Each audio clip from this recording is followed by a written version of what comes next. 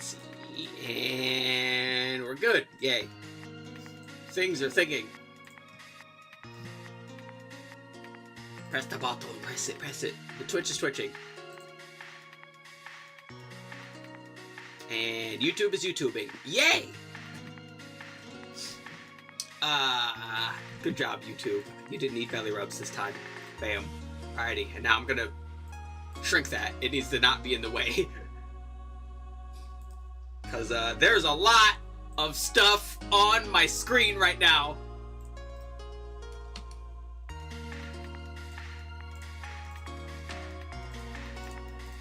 Bam! Yay! Alrighty.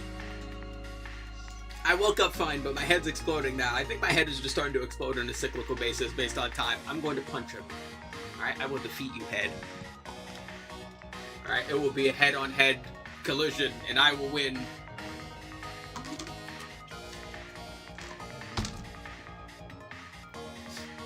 But anyway, we're doing something a little different today. Let's see. Wait. Me. I should move me. I am small. I am over here.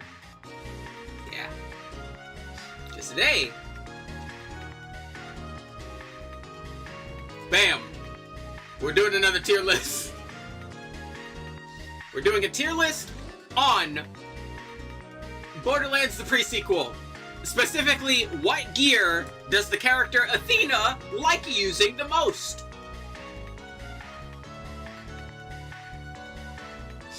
You might be asking, well, why this game? Why not something like, I don't know, Borderlands 2? Isn't Borderlands 2 more popular? One, I don't care about that. Two, I feel like the pre-sequel is the first game where the guns being what they are and the synergies that they have with the characters, kits started to like really get finely designed for the pre-sequel. Because I feel like in 2 and 1, it was very much just use good gun. But on occasion, you would have gun that is slightly better on this character than other characters. But generally, it's use good gun. Pre-sequel is very underrated. I agree. And then Borderlands 3, for a while, there's certain guns that are better for certain characters. But then that game's power creep was like so fucking insane that it also just became use good gun again. Like, there's still certain things that are better on other characters. Like, I would say, like, you know, Moze uses the flipper better than anyone else, but the flipper is, like, such a good gun, it doesn't fucking matter. Yeah, it worked, but you didn't, yeah, there wasn't really nuance to it, right? Now, mind you, again, there's absolutely those moments where that matters a lot more. Deputy Sal is a perfect example, right? Where you want very specific weapons in order to utilize Salvador's kit in a particular way. But again, that's more of a off chance rather than the standard. And I like the pre-sequel because that standard applies to everyone. Everyone has drastically different guns and gear that they like using from each other. There is very few generically good weapons on everyone, and I like that more. Yeah, so we're doing this with Athena. Because she's my favorite character to play as in Borderlands, period. So, here are our tiers. You'll eat babies for these? You want those. You definitely want those. You really want these. You want these. You might want these, and not for her. I should probably make like a bad on everyone tier, but even that, I don't think I can even go that far with this game, to be quite honest. I'll eat my babies to have Athena eat my babies. I don't think she would. She doesn't seem like that kind of person. Yeah, Athena, despite being born and raised as an assassin, is one of the more moral characters of the Borderlands series.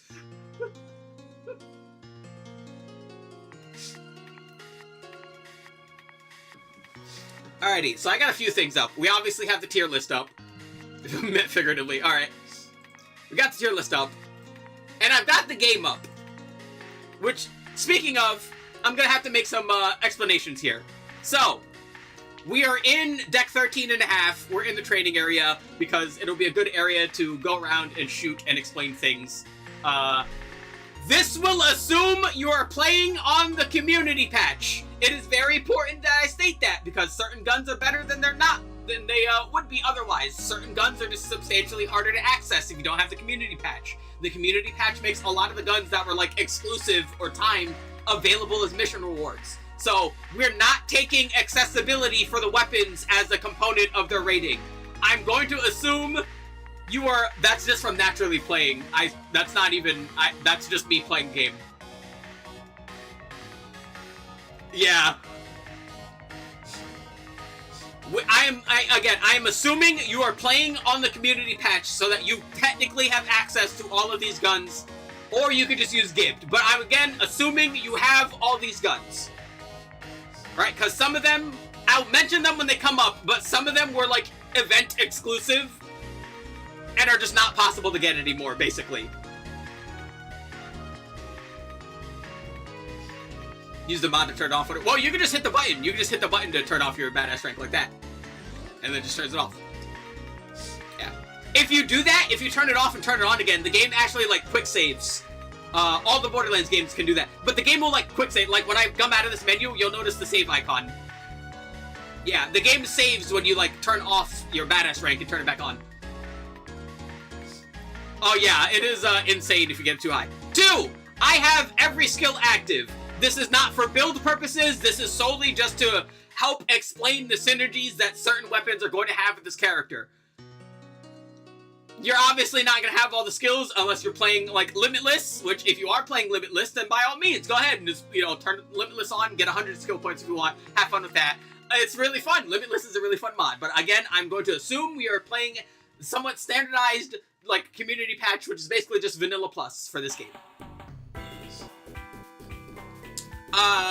And before we go over the weapons, we need to explain Athena. We need to explain Athena and her gear and why I think her gear is as good as I think it is.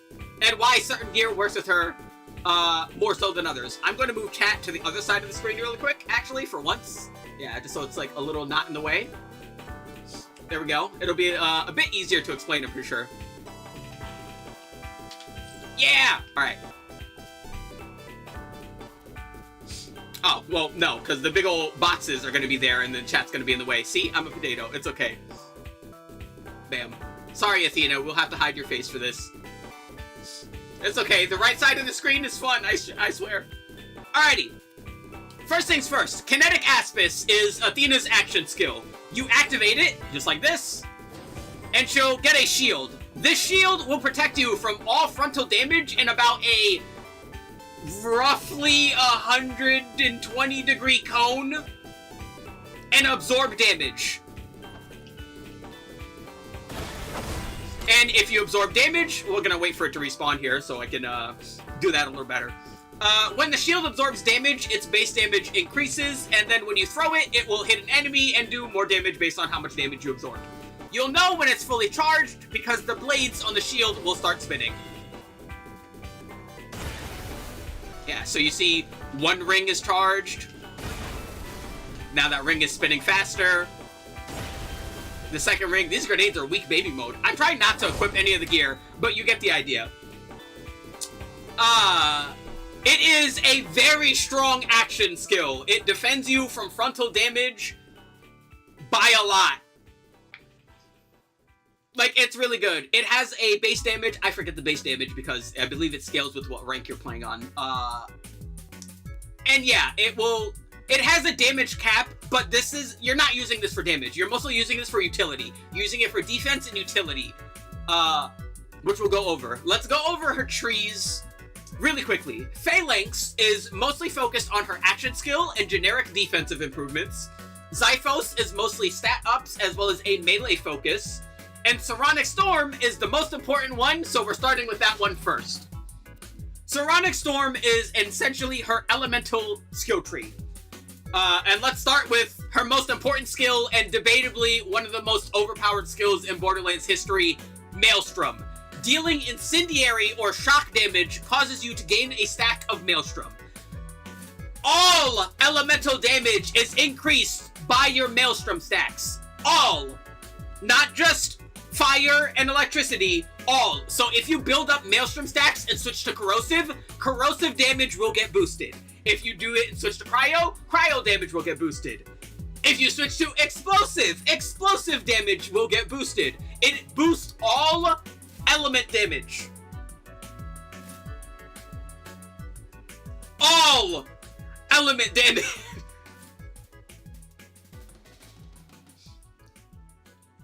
This skill is so strong that even for her melee builds, you're still not exactly going pure melee, which is a problem that some people have with the pre-sequel. If you really like playing melee, the pre-sequel is probably not the game for you because it's really weird, because you basically have to do melee hybrid builds. Which we'll talk about when we get to talking about her gear. So really quick, we're gonna like bullet point what the skills do. I'm not gonna sit here for a while, but we're gonna bullet point this. I will give you the super cliff note version of like everything that this does. Storm Weaving gives you a buff when you swap weapons that boosts your elemental effect chance and your fire rate for a certain duration. Really quick, we're just going to equip 2 weapons here just so you can see that. So here's the Hammer Buster, and then I switch, and then you can see the Storm Weaving in above my level right there. Active. So really quick, let's shoot this, just so you get an idea of what it's like without Storm Weaving. And now let's shoot it with Storm Weaving.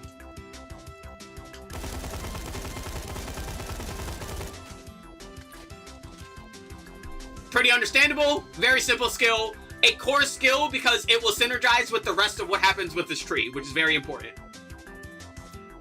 Gathering Tempest is a simple stat increase, giving you more magazine size and reload speed. Very handy. Conduit, if you have an electric dot on an enemy, will regenerate shield for every stack of Maelstrom you have. This is extremely important because this will absolutely affect which styles of shields she will like using. Because she can basically maintain shield charge way more than any other character. So do keep that in mind.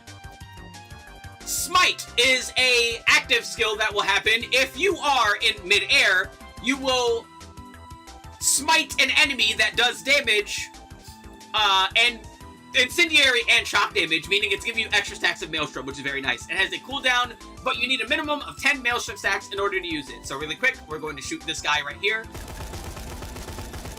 We now have a few Maelstrom stacks, and then we jump, and then you see the lightning, and they get smited. This is very handy for maintaining Maelstrom stacks as you're going about. So it's not something you want to think about actively. It's just nice to just remember that, yeah. It will happen accidentally often, to be quite honest. Like, you don't need to worry about the skill. Unrelenting is her kill skill. Killing an enemy increases your weapon swap speed and fire rate for each stack of Maelstrom. For each stack of Maelstrom.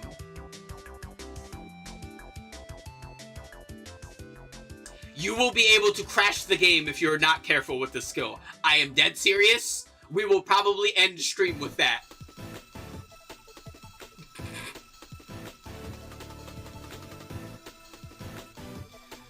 Keep in mind, Maelstrom caps out at 999 stacks. 999 stacks of Maelstrom.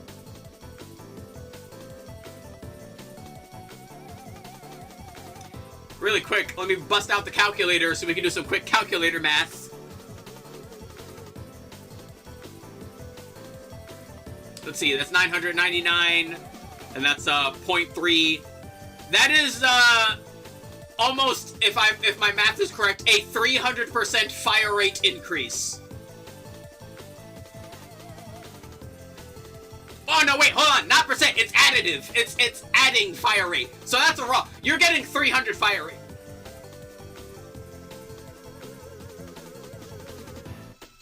Damn. Good skill. Next, we'll go, just keep going left to right. Superconductor. If an enemy hits your aspect, you have a chance to just apply some shock dots to enemies that are nearby you. Very handy, it has a good chance. It's a nice skill to have as you're going down. Zeus's Rage. When you throw the Aspis, you will then deploy a fire and electric storm where you deploy, where the Aspis hits, which is very good. It does increase damage based on how much more damage you absorb. Once again, you don't care about the damage, you mostly care about the dot. Here's this guy. Bam. And now we're constantly getting Maelstrom stacks just from throwing our shield. And a good amount, too.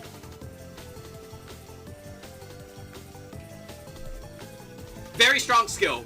We'll talk about the shield bouncing between enemies in a moment. Elemental Barrage. While Storm Weaving is active, reminder, Storm Weaving is the one that happens every time we switch weapons. You have a chance to not consume ammo. This is increased for every stack of Maelstrom you have. So, right now, we're just shooting. We're just shooting, we're just shooting, we're just shooting. Alright. And now, we have about 150 stacks of Maelstrom.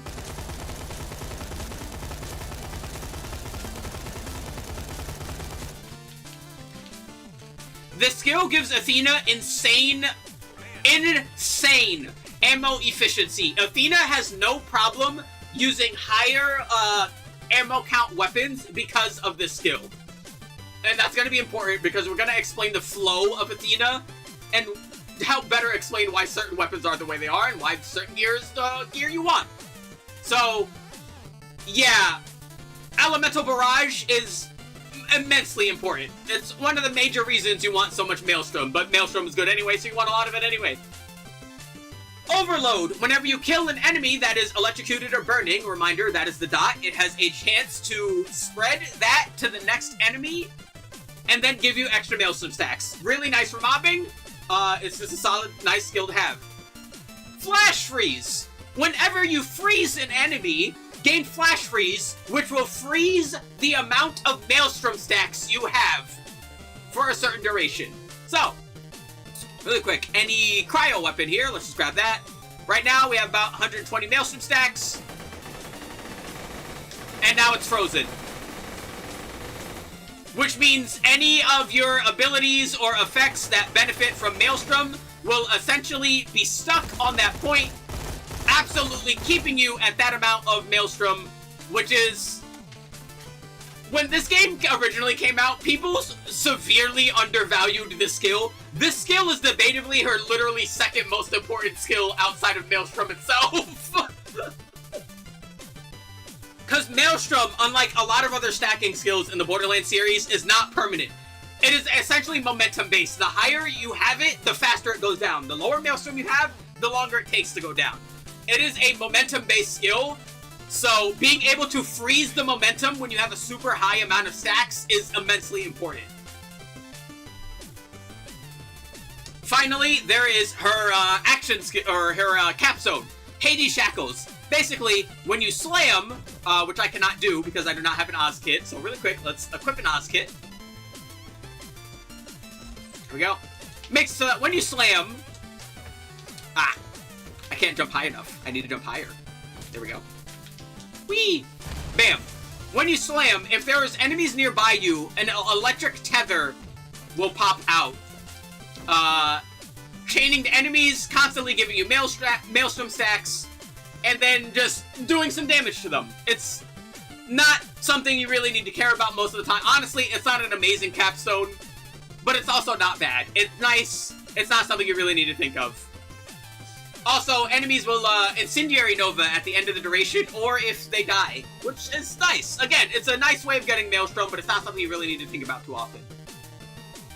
We're going over to her next most important tree, her Phalanx tree, for her defensive skills. Invictus just gives you a damage boost on your Aspis, which is really nice. Aphotos gives you a movement speed and gun damage boost while holding the Aspis. So really quick, we have no Maelstrom stacks. If we just hit this guy in the head really quick, we see 157k. We whip out the Aspis. 177. Really simple.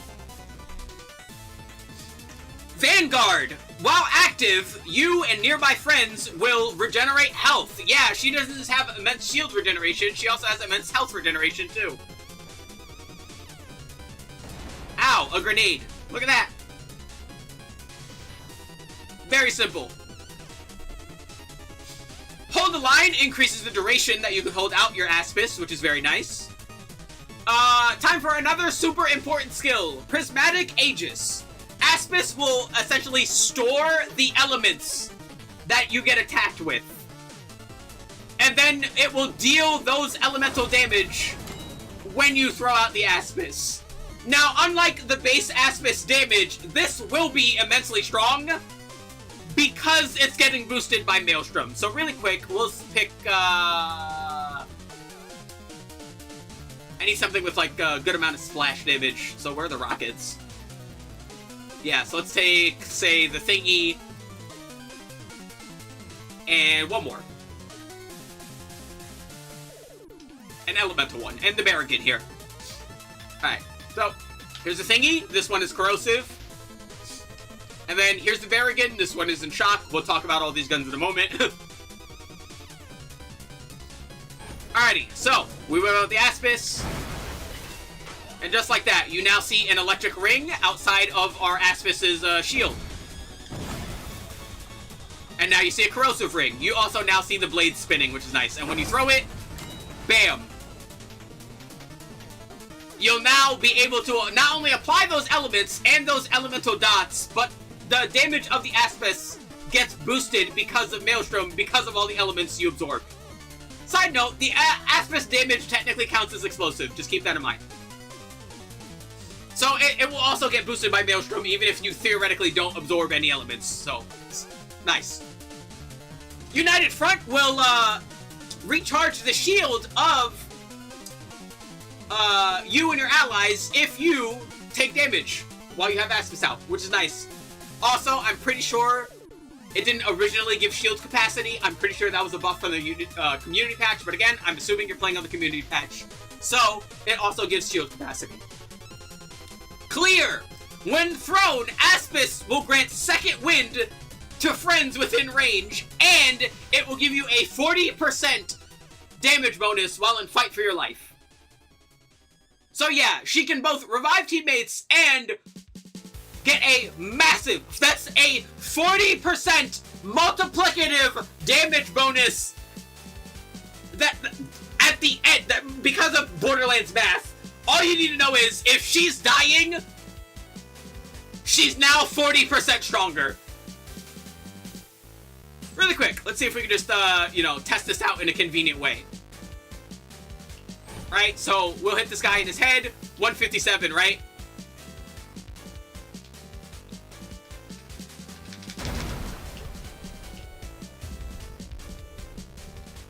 And now time to hit his crit spot here. Damn, 198, yeah. Now, mind you, because it's multiplicative, that applies to all damage. That's not just, like, base damage. No, that's all damage. All damage. Which is important, because it's one of the things that makes it so that she can unironically one-shot Eos's stage 2. It is insanely strong. Let's head on back over to the area before we keep talking.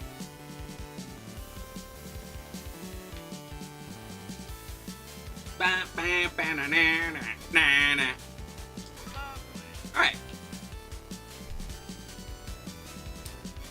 Stalwart allows your Aspis to absorb damage from your friend's guns, and also gives you some extra health. It's mostly nice for the extra health thing. You really don't care about the absorbing damage from your friends. You can do that yourself just fine, as you saw.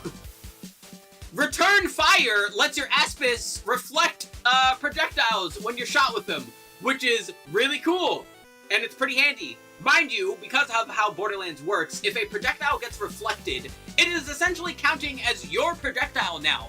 Meaning if it's an elemental projectile, it will also deal out elemental damage and get boosted by Maelstrom. So if someone's shooting fire lasers at you, you're shooting substantially stronger fire lasers back at them. Very nice skill. Prepare for Glory taunts enemies and then gives you a damage bonus for all of the enemies that were taunted, which is really nice. And it lasts just a little bit after Aspis gets thrown. Pretty nice. It's only gun damage, but that's always nice to have. And then finally, if you're wondering why the Aspis has been bouncing between the targets in the station, it's because of Wrath of the Goddess, which is probably overall her best action skill. Or her best capstone, I keep doing that. Yeah, it lets the Aspis reflect to enemies. even though it technically does less damage, it's mostly important for, again, spreading out all of the Aspis-related things. So that means you can revive multiple allies with Clear. It means you spread out multiple stacks of Firestorm. It means you apply multiple stacks of all the elements you've accrued. So even if you're technically not doing as much damage on the reflected targets, you don't really care. Like, I just threw an Aspis off rip, and I got nearly, like, you can legitimately just, like, constantly throw these and just get a metric shit ton of stacks. And 200, above 200 stacks is just about what you would want for mobbing. That's a really good number. And yeah, you obviously can get to super high numbers if you're, bossing. But yeah, that's a good amount for just throwing your Aspis if you don't need the defensive properties of it. Finally, Zyphos. Again, her least important tree, but if you're going melee, then this is the tree you're going down, and there's still good stuff in this tree. Gun Kata increases gun damage and allows you to deal, increased gun or melee damage after you, shoot an enemy, which is quite nice. Which you're going to be doing. Again, that's very important, so keep that in mind. Clarity of Purpose gives you max health and melee damage, very simple. Omega Sensu lets you do 35% additional damage, again, that's all damage, to any enemy that has less than half of their health, which is nice. Mercurial is a kill skill that will give you damage and movement, or damage resistance and movement speed. Very simple. Rend allows you to bleed enemies. Bleed is a unique status effect that I think only Athena has, and I think maybe a gun or two in the later games. It is essentially a melee dot. It's quite nice. It's not bad. It does extra damage to enemies with higher health, which is also pretty neat. Epicenter allows your slams to essentially do a singularity, which will yoop them towards you, which is very nice. That also gives you extra slam damage. When you do slams, you're mostly doing them for the utility aspect, so having additional utility to all your slams is honestly not that bad. Also, it's only 1 point, so if you have the points, why not? Bloodlust gives you life leech while enemies are bleeding, and it goes up if you have more bleeding enemies. Problem. Bleeding multiple enemies is not easy. So this skill is a lot less useful than it sounds. Also, because of how Athena works, she doesn't really like the Roid shields. Like, by all means, you can absolutely ignore Conduit and try to do Roid shields and just maintain health bonus. That is possible. It's just not something I'd recommend. Also, this game does not have Moxie weapons, really. The probe technically exists, but there's not an easy way to maintain health while going Roid shield outside of the skills that the characters have, so it's not exactly the best option. Again, melee is very awkward in this game. Tear increases gun damage to bleeding targets, which is very simple and very nice. Where's Rib? Fury of the Arena gives you fire rate and reload speed for every enemy that's bleeding. Again, having multiple enemies that's bleeding is very hard, even with the next skill you've got red on you. If an enemy dies to a melee or while bleeding, they will then basically just do a blood explosion and blow up, and that explosion will apply bleed to other enemies nearby. A good skill if you're planning on doing this. You're mostly doing it for the utility effects that all the bleed has, but again, it's a bit awkward and not the easiest thing to do. Blood Rush is the capstone of this tree, giving you a big damage increase as well as letting your melees dash attack. Pretty similar to how it worked for Zero and Brain is Braining. The Siren in 3, I'm forgetting her name, even though she's like my second favorite character. But yeah, similar to that. You get a dash attack on your melee, and it also guaranteed bleeds an enemy, which is nice. Also, if you could give one buff to Athena, what would it be? I think I would genuinely just increase the melee stuff. I think this game has very awkward melee for, like, all the characters. No one in this game is a true melee character, like something like Zero could be, or Krieg could be in 2. Despite the fact that Cryo is as strong as it is. Friendly reminder that Cryo also boosts melee damage by a lot. Like, Cryo is a very strong status effect, but even with that, I would just instead just buff the melee. What would I do to buff melee? So melee in general is just like a really weird playstyle, because generally speaking, you want to rely on roid shields for the massive melee damage bonus that you get, and I really don't like that, which is why I don't like melee in Borderlands in pretty much any other games. I would genuinely actually just change how fucking roid shields work, to be quite honest. How roid shields work is, let me pull one up really quick so we have a nice visual representative. Here's the big thumper.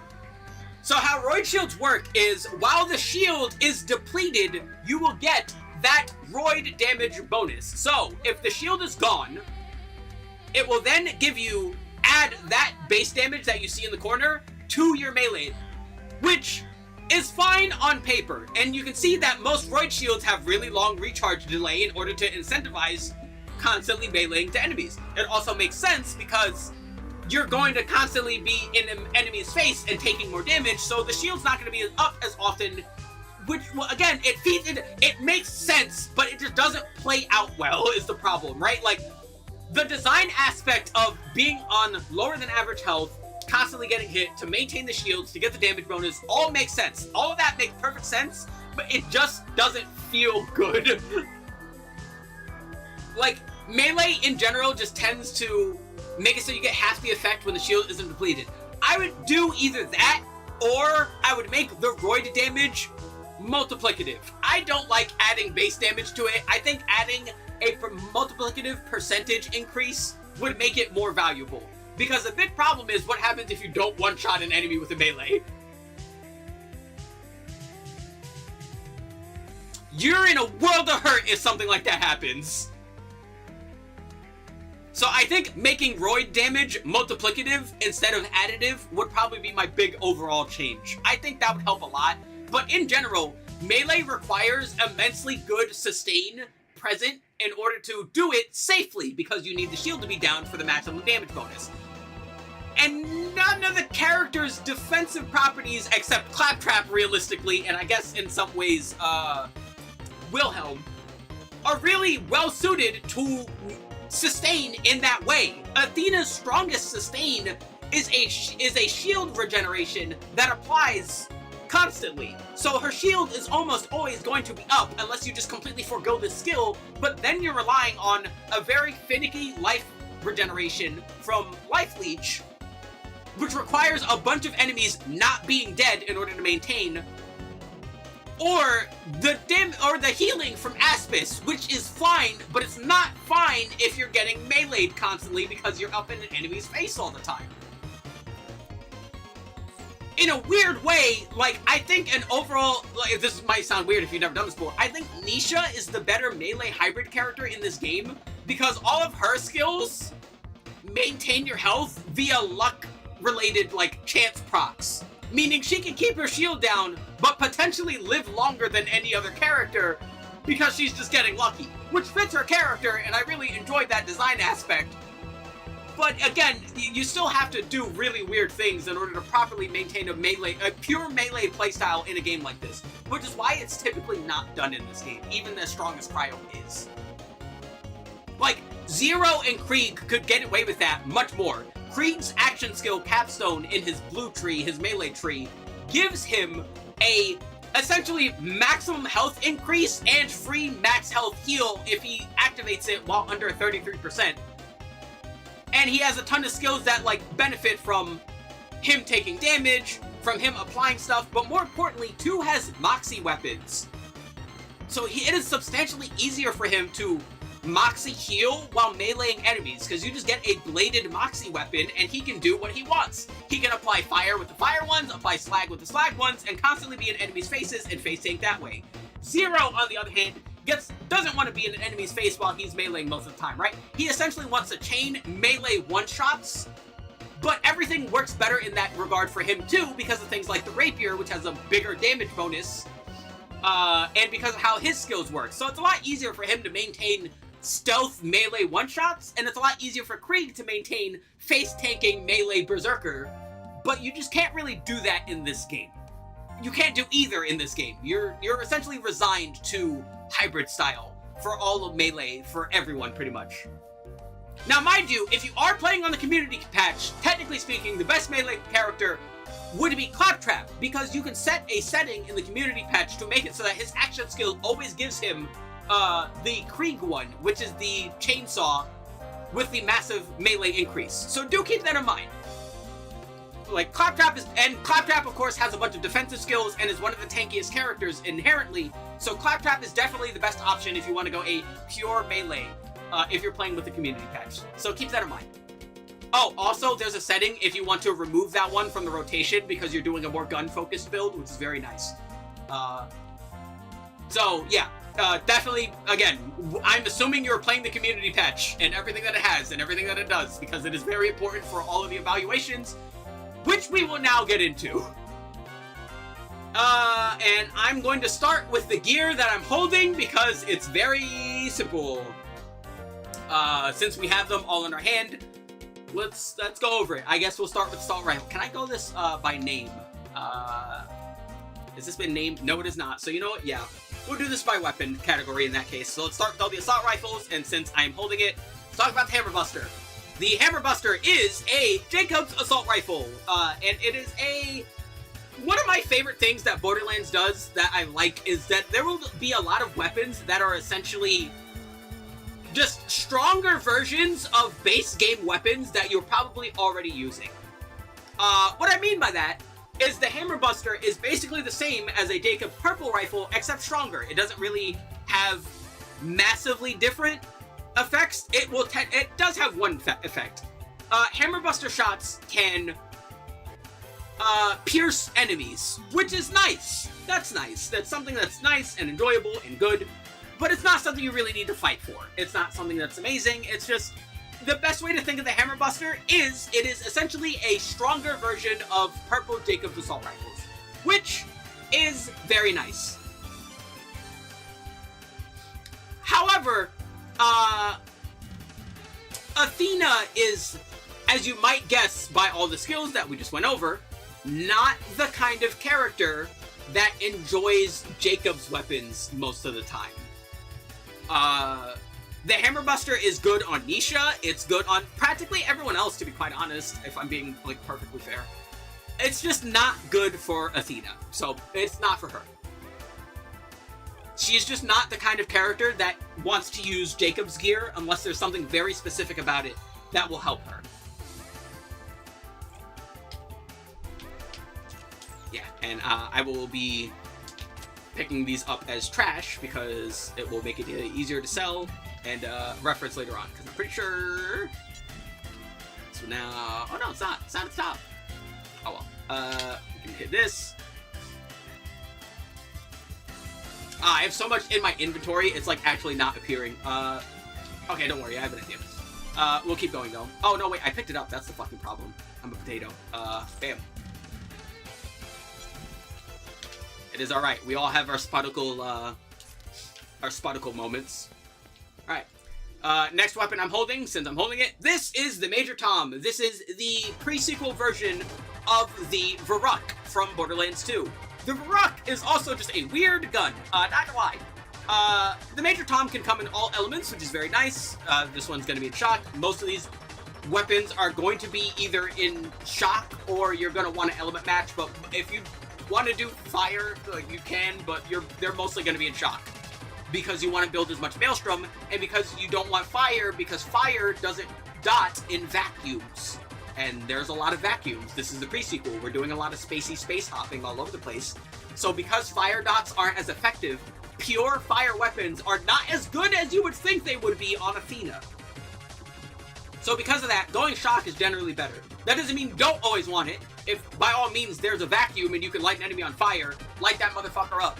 But just keep in mind, you prefer shock most of the time.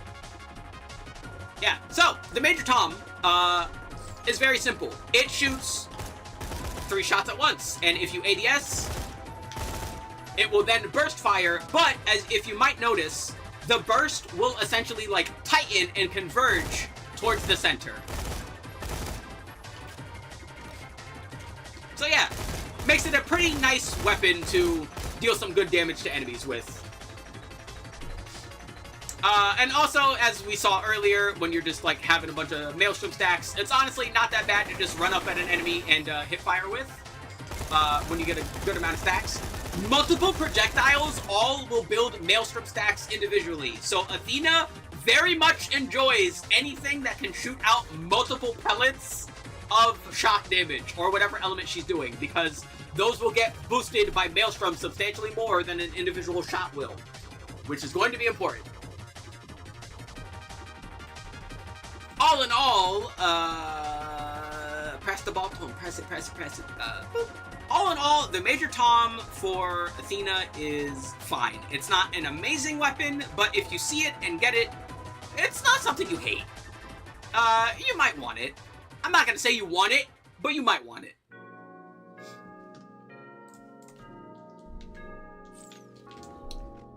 Boop. Yeah. Again, I would just pick up as trash. And yeah, me personally, this is not a weapon I tend to use too often, so I'm just going to be getting rid of like pretty much all except I think the most important stuff that you'd want for this character. Up next, since I'm holding it, the Shredder-Fire. The Shredder-Fire is the exact same weapon as it was from Borderlands 2, except now it looks way better if you ask me. I like this. It's a pretty looking gun. So, what's the Shredder-Fire's unique effect? Well, it's really simple. It shoots fucking fast. It shoots really fucking fast. It can come in all elements and non-elemental. But it is a Vladoff spinny gun assault rifle. So, the more you shoot it, it will increase its rate of fire and just constantly shoot and shoot and shoot and shoot and shoot and get faster. Now, of course, if we couple this with, storm weaving, we can start building up those projectiles, or we can just start fucking fanning that hammer. Just absolutely a ton of projectiles. And this is super important and makes it a very good weapon because Athena's... And now it's time to talk about Athena's flow in combat. Because this is the first weapon I think you will want for Athena that I think... Let's see, Shredder-Fire, Shredder-Fire, Shredder-Fire, Shredder-Fire. Where you at? Where's that purple son bitch? There it is. But yeah, I think you want this. The Shredder-Fire is what I will... Okay, so now I'm going to start classifying weapons. Athena's flow of combat is a 4-step process. Every single slot of your inventory is going to matter for this. Which, again, I really enjoy. Your weapons are not simply just weapons. They're like tools to supplement your gameplay strategy. The Shredder-Fire is a very good, what I will start referring to as starter. What I mean by that is, it is a weapon that is good at building up initial stacks of Maelstrom. Because by itself, it can pretty easily get to about 250 stacks of Maelstrom. Which is very good. But you might be able to tell that there's essentially a cap for it, because of how it is. So yeah, it gets essentially hard stuck at 250 by itself. But that's fine, because it will synergize with the rest of our kit in a very good way, and we will enjoy it. The Shredder-Fire is a very good starter. Our next weapon, the Fusillade. The Fusillade is a scav assault rifle. Scav weapons tend to have higher magazine sizes, which is very nice, and tend to have good damage. The Fusillade is also very much just a standard scav assault rifle, but just with legendary stats. Its high ammo count is like really solid. It has a good fire rate. It has a ton of ammo, and there's not really much to talk about with it, to be quite honest. But, again, I think that's fine.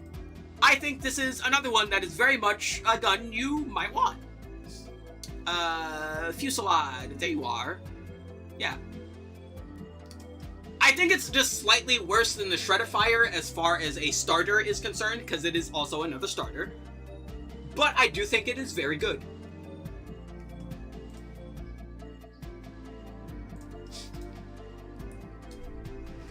Alright. Let's go over the other assault rifles, since we're doing that. Let's just start picking out assault rifles. Bam. Alright, next one that we're holding. This is the Hail. Yeah, this game doesn't have that many Moxie weapons, but it does have a couple. The Hail has an higher than average, if I remember correctly, assault rifle critical hit rate. But more importantly, it doesn't shoot straight. The shots instead arc. So if you want to hit an enemy, you don't want to aim at them, you want to aim below them, like this. This might take some adjustments, but the Hail is a very strong weapon, so it might be something worth getting used to. The Hail also has an additional effect that you may or may not see because it is luck-based. As you shoot shots, the shot has a chance, just like that, to split as it's traveling and create an additional projectile. And that is very good for Athena. Athena very much likes having additional projectiles because it means that she built up more Maelstrom stacks.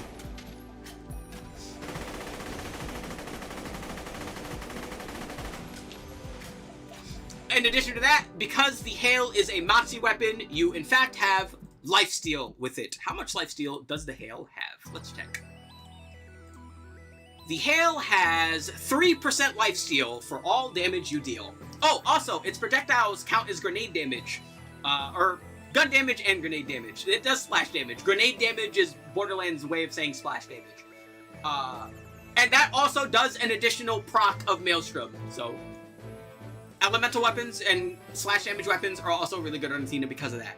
So yeah, you have 3% lifesteal as you're holding this weapon. Now mind you, because of how Borderlands works, any damage you deal has that 3% lifesteal. But again, it's a bit awkward. All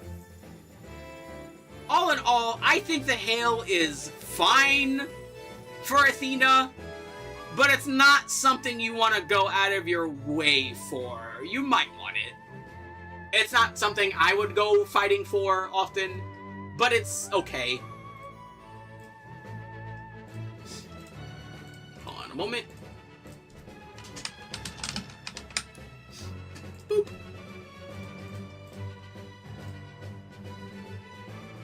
There we go. Yeah, the Hail is okay on Athena.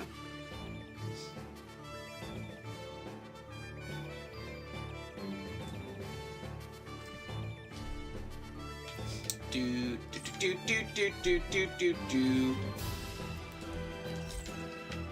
then we'll pick it up as trash. Oh wait, we cannot pick it up as trash, of course.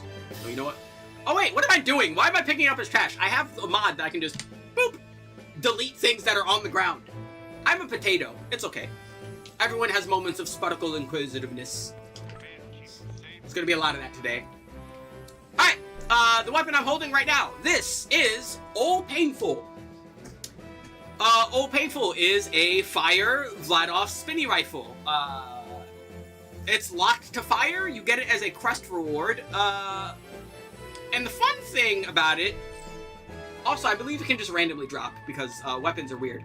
It shoots lasers, which means it technically does splash, which is not bad to be quite honest.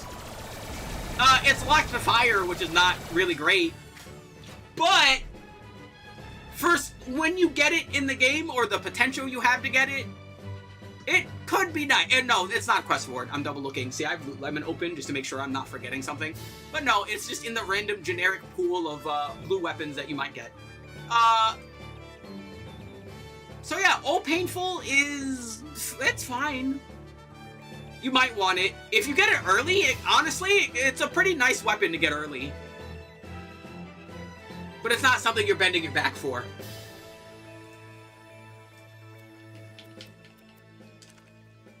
Yeah, you know what? Matter of fact, let me just, there we go. Up next, what am I holding? I'm holding the Kaboom. So, this is a Torg assault rifle. So, Torg weapons do not shoot bullets, usually. They instead shoot gyrojets. And to be extra particular, the Kaboom has a special effect. When you hit an enemy with one of its shots, it will then spit out a little grenade. So, yeah, it will spit out a bunch of grenades, and it's quite nice, to be quite honest. Like, it is a very slow shooting gun. A very slow shooting gun. It's just, it was always like this. This is a weapon I want to enjoy a lot of the time, but I just don't find myself enjoying it, to be quite often. Let's see, is there anything special about it I'm forgetting, or is that all of it? No, that's all of it. Yeah. Yeah, the Kaboom is another weapon that is fine. Again, explosive does technically count as elemental, so if you build up Maelstrom stacks, you will, let's, demonstrate that really quick. So let's see, we have about, 30, we hit them, dealing about 139k, let's build up some Maelstrom stacks.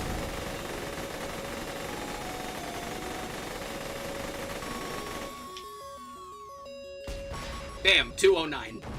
Explosive does count as elemental damage, so do keep that in mind. So you do quite enjoy explosive weapons on Athena. Remember that.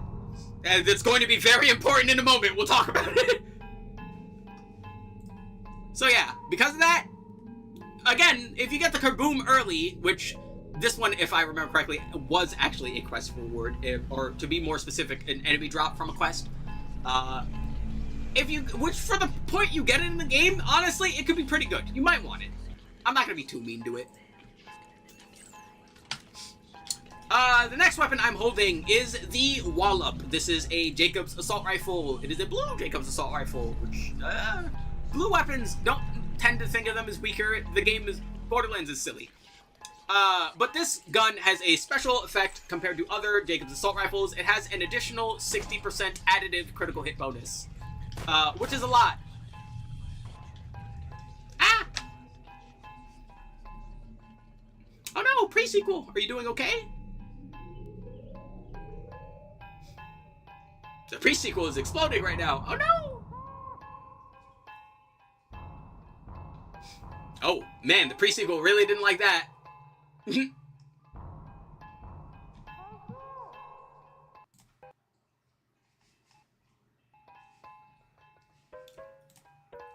Hold on a moment.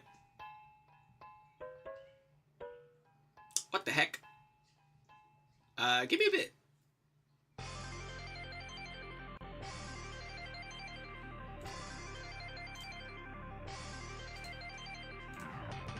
Bam. There we go.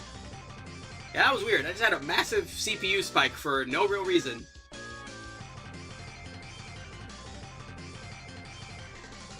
Do do do do do do do do do do do do do do do do do do.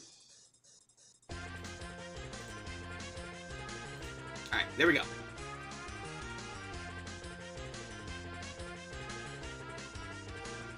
Alrighty. We should be good. Give me a bit as I reopen the game. Oh, and also, before we do that, as I mentioned, Athena very much doesn't really care for most Jacob's weapons. If they don't have element, she doesn't really have any skills that benefit from it. She, of course, has generic gun increases, but she doesn't have massive gun increases compared to other characters. Most of her damage is front-loaded on Maelstrom, and maintaining Maelstrom stacks in order to boost the elemental damage of things. So, because of that, the Wallop goes right there. Alright, so give me a quick moment as I fix the game.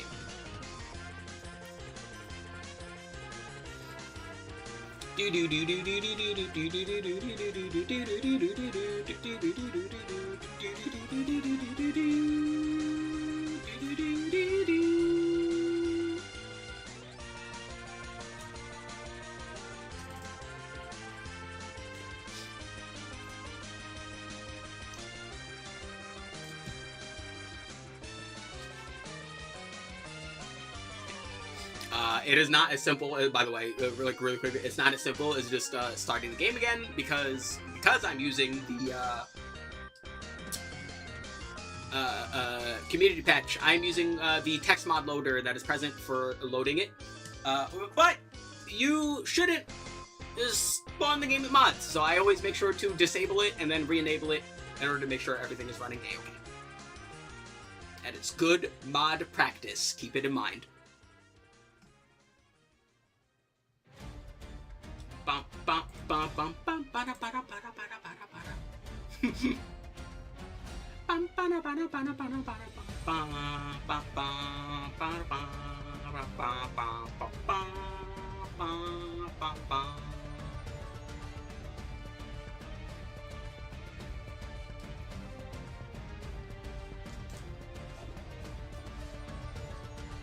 Do do do do do do do do do do. Just double check all my stats here and making sure we're all okay. I Totodile! Alright, stats are looking good. How am I doing today? I'm doing semi-okay. My head is got bad after a bit after I woke up. But yeah, woke up, ate, went grocery shopping, got some dinner. Me and Mom are gonna go to the bigger grocery store, like, in the city, but, what have you got music in the background? I have music, just shuffling for today, because I muted the, well, not muted the game, but muted, the game's music, because there's basically, like, no music, in Deck 13.5.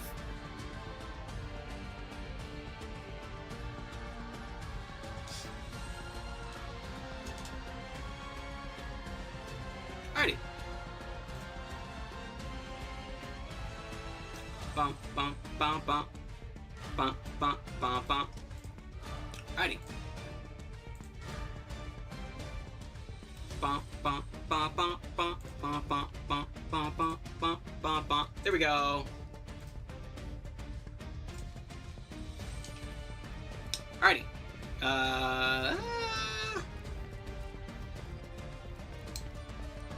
Alright, we are back. Everything is back to normal. Let's see, we talked about the Hammer Buster, the Major Tom. I'm going to reactivate and deactivate my badass rank as we go along. We can keep the Shred of Fire. Well, do we need to keep the Shred of Fire? I think there's better. So you know what? Sorry, Shred of Fire. We didn't talk about that. We didn't talk about that. We talked about the Hail. We talked about Old Painful. We just talked about the Wallop. There we go. Alright, and let's hit the clear button, and just in case, I'm going to activate and deactivate my badass rank, just in case something else explodes in the middle of the stream. So, let's get to our other assault rifles. There's only 3 left, so it shouldn't take too long. Up next, the Crybaby. The Crybaby is another scav assault rifle. It's quite funny, because it's a Binding of Isaac reference, and I like the Binding of Isaac. Unfortunately, the Crybaby cannot come in all elements. I believe that's changed in the community patch, but do not quote me on that. At base, it can come in non-elemental, corrosive, and cryo. Now, an important thing about the Crybaby, it can come with 2 different effects that affect how it shoots. Bloody and Wiggly. As you see, this one is Bloody. Bloody will let kills stack gun damage up to 5 times and will disappear. Stack will disappear if you haven't killed something in 8 seconds. And Wiggly makes the bullets all wiggly. So yeah, this one's Bloody. You can see they're just red shots, and yeah, if you kill an enemy, it will do additional damage.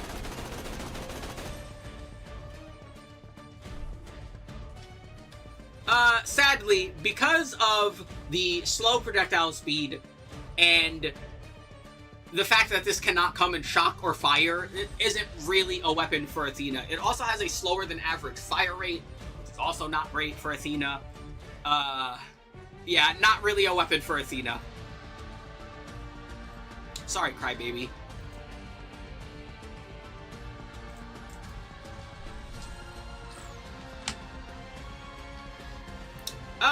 Up next, we have the Boss Nova. This is a scav assault rifle that has an explosive barrel. Really quick explanation on Borderlands parts. All of the manufacturers, we've talked about Scav and Vladoff, all that. The manufacturers make different parts for weapons, and these parts will affect your gun's stats. And certain weapons, or at least if I remember correctly, ever since Borderlands 2, the barrel of the gun affects what the weapon will shoot, and whether the weapon is legendary. So, like, the Boss Nova uses a Torg assault rifle barrel, the ones that shoot rockets. So this gun shoots rockets. Now, its shots will penetrate enemies, even though it shoots rockets, but it will create a explosive nova after hitting that enemy.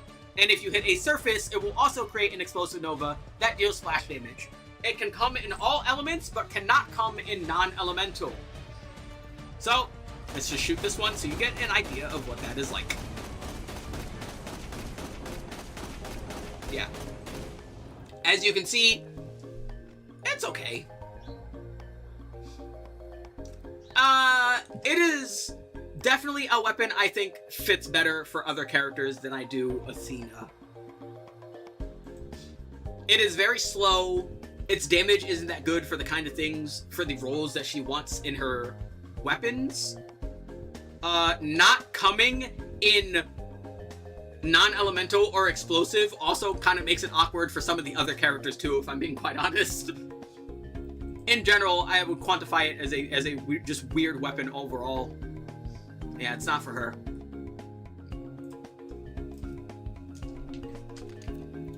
Alright. Goodbye. Pew. And our next weapon, the Ice Scream. The Ice Scream is a Vladoff spinny assault rifle. As you might guess by its name, it is locked to cryo.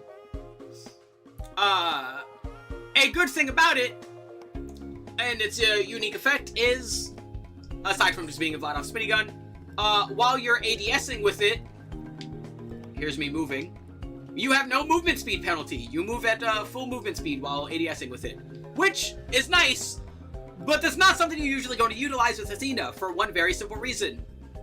Athena is usually hip-firing things. You can't ADS while you're holding out your aspis. But, just because of that, do not think that the Ice Scream is bad on Athena, at no means, because it is another crucial component in her combat flow. We have starters. The Ice Scream is a freezer. It is one of the weapons that is very, very, very, very, very good at maintaining frozen stacks of Maelstrom, because it has a higher than average freeze chance, and of all the projectiles, or not necessarily higher than average freeze chance, but more importantly, the amount of projectiles it can spit out. So yes, the Ice Scream is actually quite a decent weapon on Athena. You're not using it to kill things, but you are using it to freeze the amount of Maelstrom stacks that you have, which is very important for Athena. And because of that, I think the Ice Scream is a weapon you might want. I don't think it's the best freezer, but it is a nice one. Whether or not it's better than the other one that you get from the same mission is debatable. Hi, Rick Andy! Yeah, so you know what, Ice Scream? Bam, I'll even star you. Actually, you know what? Not only will I star you, I'll put you in a tier above, because I actually think you're better than everything else below. I think, yeah, I will star everything just for, like, extra visual clarity of things that I think are just a smidge better. Right? Like, these might be in the same tier, but, like, there's even, like, a split between this tier, because, like, there's big gaps in between all of these tiers. Just keep that in mind. Making Lugia on Minecraft. Neat! Alright, up next, lasers. Wham, wham, wham, wham. Alright, and the first one we have is the Heartful Splodger. The Heartful Splodger is a glitch weapon. What the fuck is that? Well, it is in glitch rarity, so you can see the code that is, like, tinted all along the gun. Glitch weapons was a unique rarity added in Borderlands the pre-sequel. Glitch weapons essentially have a chance that when you reload them to have an additional effect. Also, this one talks. So now you can see my weapon is green, and now it shoots like it's a shotgun. Yeah.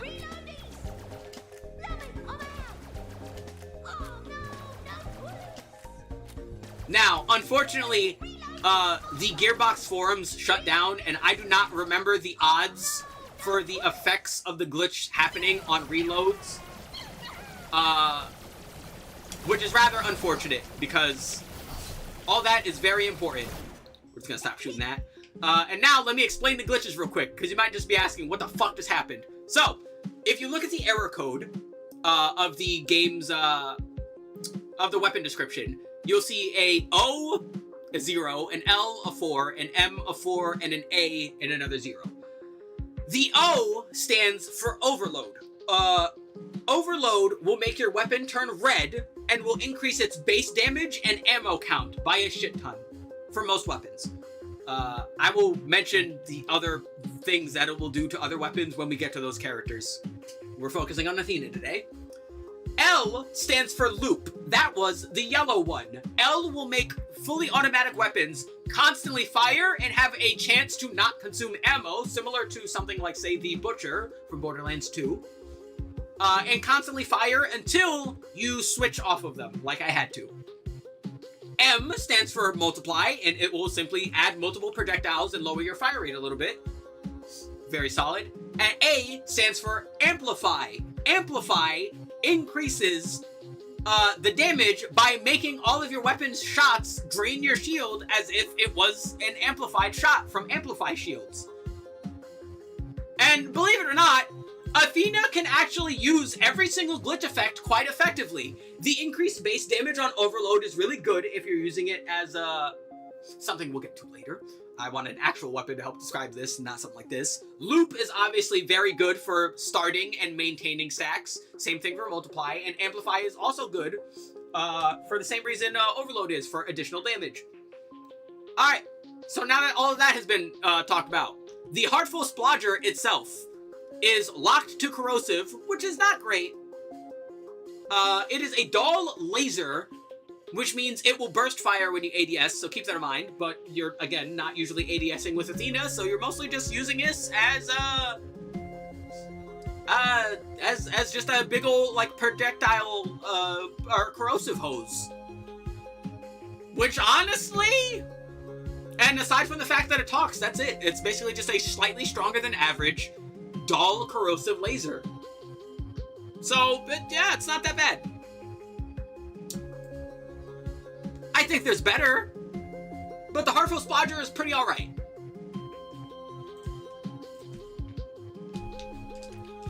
Oh, you know what? Now that we've eliminated a weapon category, let me really quick disable enable, just to make sure we are maintaining. Alrighty, the weapon I am currently holding is the Absolute Zero. This is a Maliwan laser. Maliwan lasers, rather than shooting projectiles like the dull ones, shoot out these beams. The longer you hold out a beam, the more unstable its accuracy will get, but Maliwan beams also have an additional effect of increasing your damage the longer you have sustained fire. Athena is really good at having sustained fire. Because of Maelstrom and because of Elemental Barrage, she can maintain shooting this thing for quite a while, which is really good. It being a Maliwan weapon gives it a massive Elemental freeze chance, which is also very good. This is a... Is this the first one? It might be. Yeah, I think it is. Yeah. Yeah, this is absolutely the first weapon that you'll eat babies for. It is one of, if not her best freezers. Generally speaking, for the weapons that have rolls, you don't want to double up on weapon types if you can help it, just in case things don't go your way. But in all ways, shapes, and forms, the Absolute Zero is absolutely one of her best weapons. It's just a good generic weapon on, quite frankly, everyone, because of how strong Cryo is, because of everyone's different synergies with it. Like, everyone synergizes with this weapon in very different ways, and it's pretty good on everyone. It's good on Athena because it is one of her best freezers. So yeah, you absolutely will eat babies for this weapon. Bam. Up next, the Thunderfire. The Thunderfire is also a Maliwan laser. However, unlike the Absolute Zero that uses the Maliwan barrel, this one uses the Doll barrel, meaning it will shoot the pew-pew lasers rather than a constant beam. The Thunderfire has a very simple but unique effect.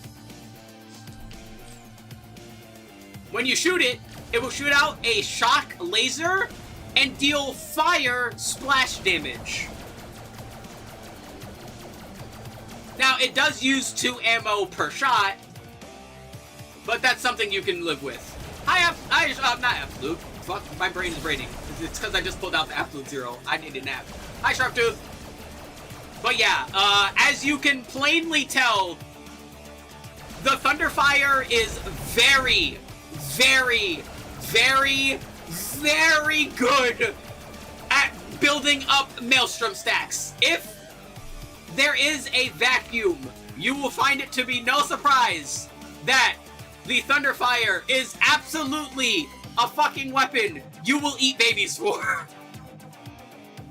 And it's not that hard to get either, quite frankly. It is... This gun was made for Athena. This gun was absolutely made for Athena.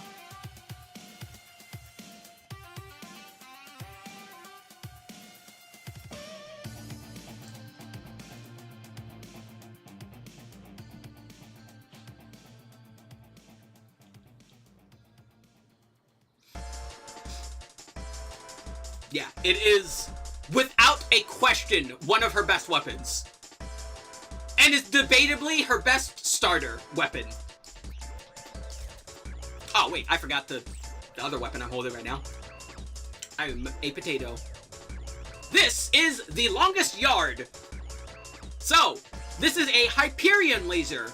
Hyperion barrel lasers do not shoot out pew-pew lasers, and they do not shoot out a constant beam. Instead, they shoot out essentially railgun shots.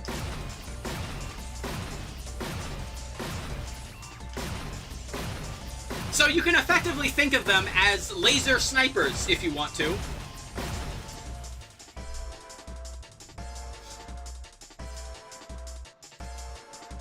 Whee! Let's see. Other than that, I know it has higher than average stats. It can come in all elements, minus non-elemental and explosive. So do keep that in mind. No laser can come in non-elemental or explosive, except for 2 that we're going to talk about really soon. It has higher than average crit damage by a lot, 150% critical damage scaling, which is good.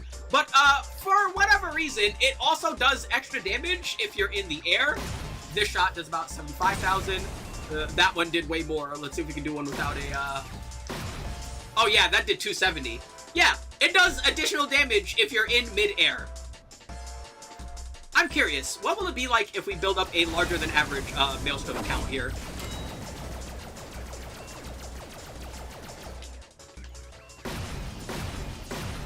Yeah, Athena can build up fire rate for slower fire rate weapons and make them pretty damn strong. Because of that, this is not necessarily a weapon you'd go out of your way for, but if you do find one in shock, I think we can quantify this as a decent enough, the next weapon category, finisher. So, because of that, yeah, you know, you want it. It's a good enough weapon.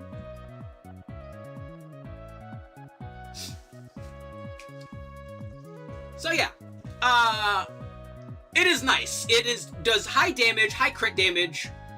It's Hyperion, so it has actually really good accuracy, even if you're hip firing, which means it synergizes pretty well with Athena's kit, because you're not going to be ADSing too often, which, you know, that's going to be important. But yeah, the longest yard, this is a pretty solid one. It's not something I typically have, but I think it's a good option. I will drop it. I don't personally use it. I'm only going to mark things that I like personally use and keep and maintain and whatnot.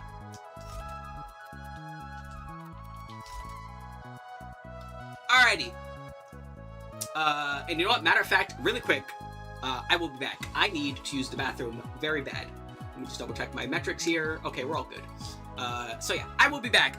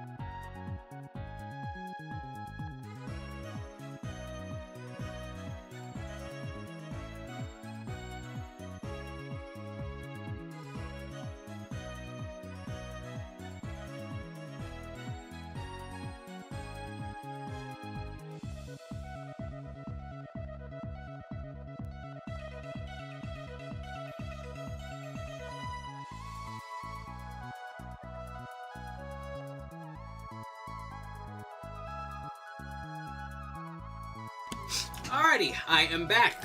Bam. Alright, let's get back to it. Actually, really quick. We'll do an unsave resave.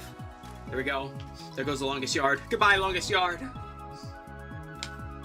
Alright, the weapon I am holding right now is the Cat O'9 This is a dull laser, so it will burst fire if you ADS and won't burst fire if you're hip firing it. It is locked to fire, so do keep that in mind. Other than that, does it have any additional unique effects other than the one I'm about to talk about? No, it does not. Alright, that will make this very easy then. So, the Cat O'9 is very simple. Whenever a shot hits a surface, it will split into, I believe that's 9 additional projectiles. So that means you can say shoot at the floor and shoot a burst of projectiles at an enemy, because projectiles are kind of funny in Borderlands, and yeah. This is very tricky to utilize, if I'm being perfectly honest. It being locked to fire is very unfortunate, and it splitting is a good potential way to build stacks, but it's very awkward. It's not the worst thing in the world, though. You might want it. I personally am not the biggest fan of it, though.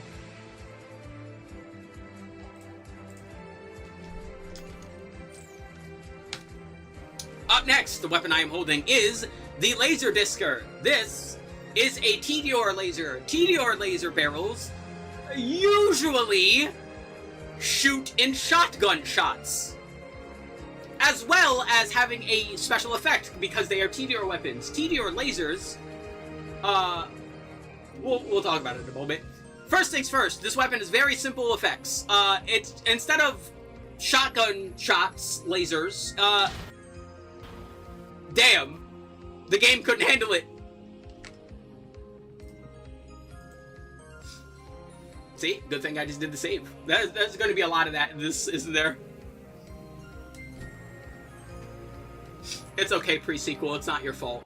You know what I think it is? I think it's because I'm just like constantly going in and out of the like weapon inspector, which like adds crap to the to like the game, and then it just like has a heart attack and explodes and dies. It's okay.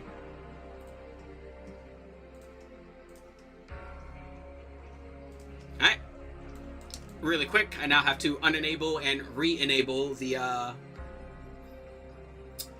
mod, just to make sure everything else is working. You know what might help? Hold on, I have an idea.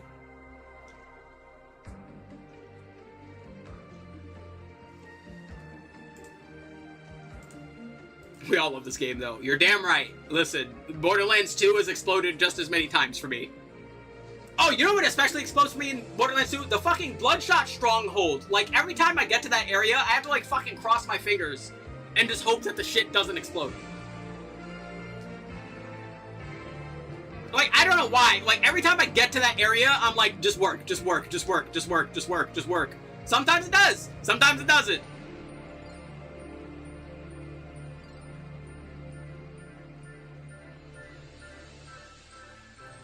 You know what? Here, let me do this. Let me lock the frame rate and just, like, lower a bit of the, stuff here just to make sure, you know, the game isn't having, like, a full-on, full stroke, you know?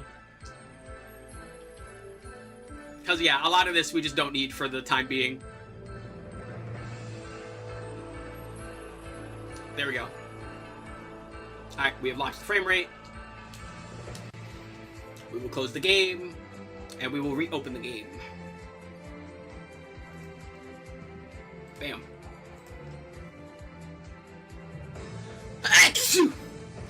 Excuse me?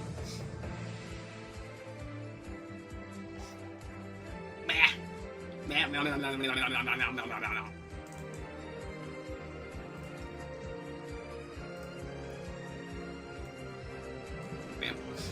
Is this Pokemon Mystery Dungeon? Yes, it is, thank you. It is Pokemon Mystery Dungeon 3, Gates to Infinity, which had fucking fantastic soundtrack. It was kind of a mid-Mystery Dungeon game, if I'm being quite honest, but the soundtrack was really nice.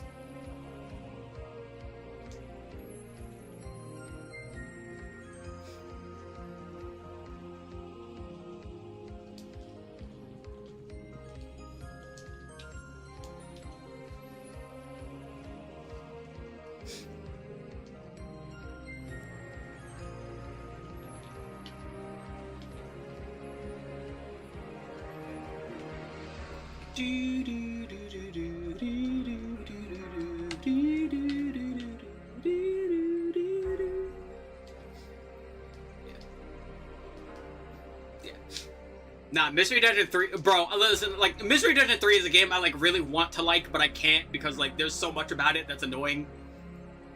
I think one of the biggest issues is the cutscenes are too fucking long. Like, genuinely, I'm holding the B button down for an actual, unironic, literal 5 minutes straight just to get to the next fucking gameplay section, because the characters yap that much. The characters in that game are fucking yappers. They will not shut up. And there's no, like, skip cutscene. You have to just, like, hold the B button to automatically advance text as fast as possible. God. Anyway. Back to the Laserdiscer. So, the Laserdiscer shoots out a laser projectile.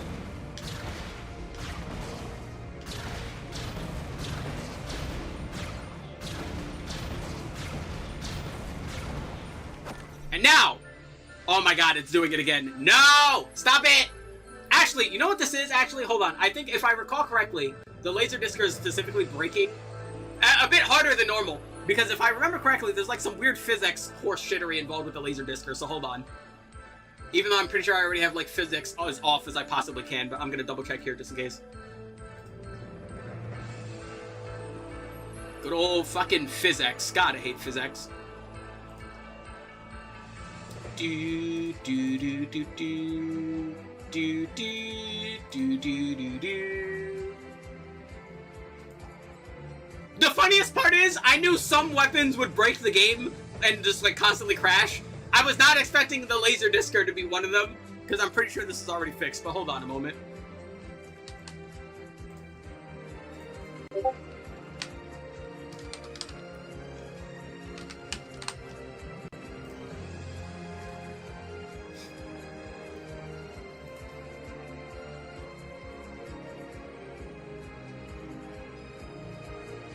Do do do do do do do do do do do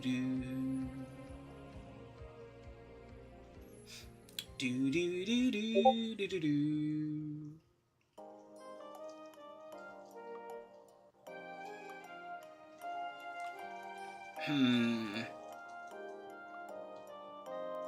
But I think, oh, hold on.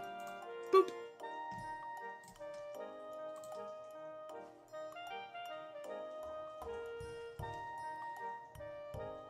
I think its arms need to be longer.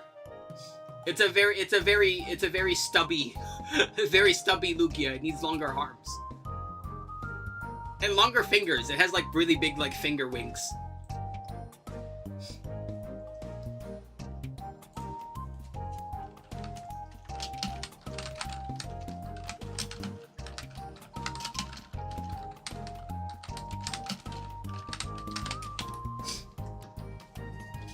What type of ears do I have on my model? Great question. Technically, if I were to guess, I would say sheep based on what my hands look like. My hands are very fluffy, but you don't know what they look like, because the fur is not white because I had to change the color of my hands and arms to be my skin. So the fur on my hands is very gross looking, and I don't like it, and I can't change them separately. So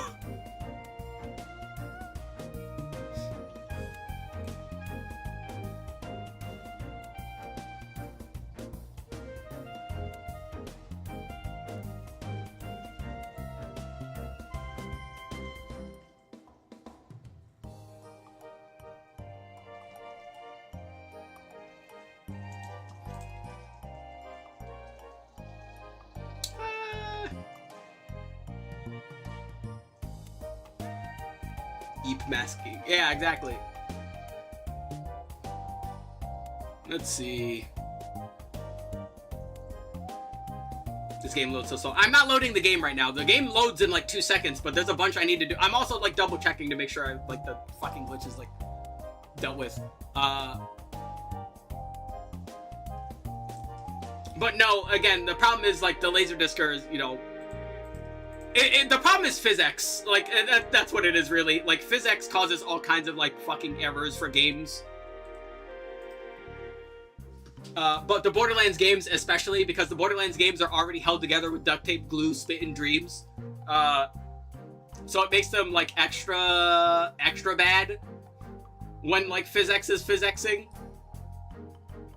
Because if PhysX has a bug, then it just, like, turbo explodes.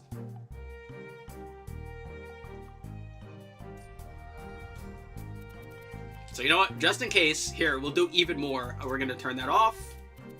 We're going to go here. We're going to go here. We're going to lower this even more.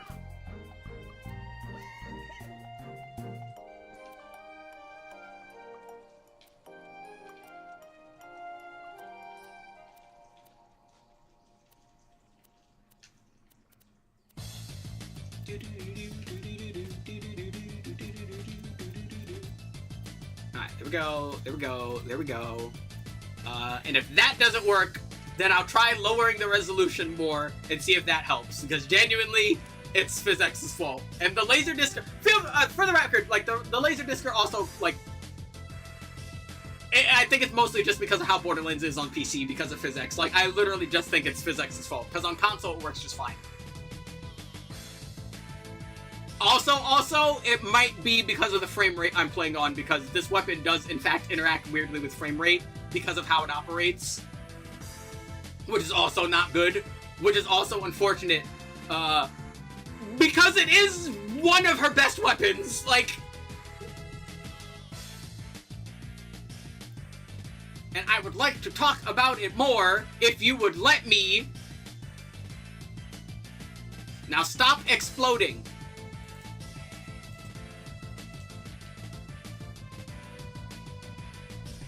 Bam. Alrighty, here we go.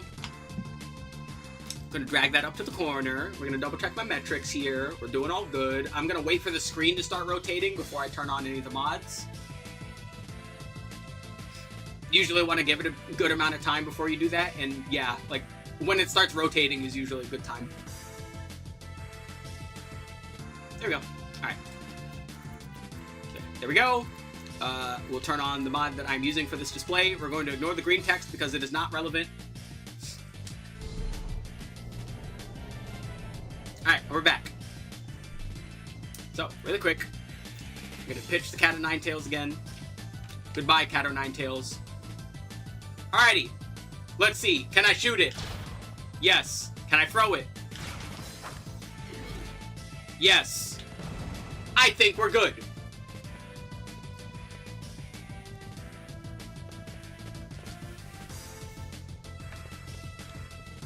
So yeah, the Laserdiscer shoots out these discs.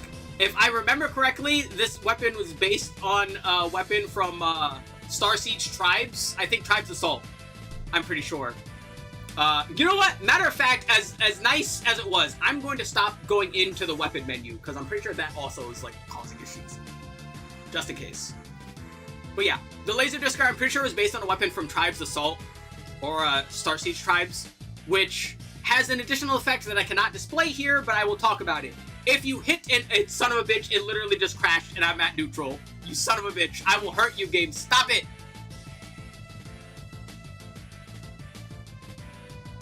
I will find you! Hold on, you know what? Matter of fact,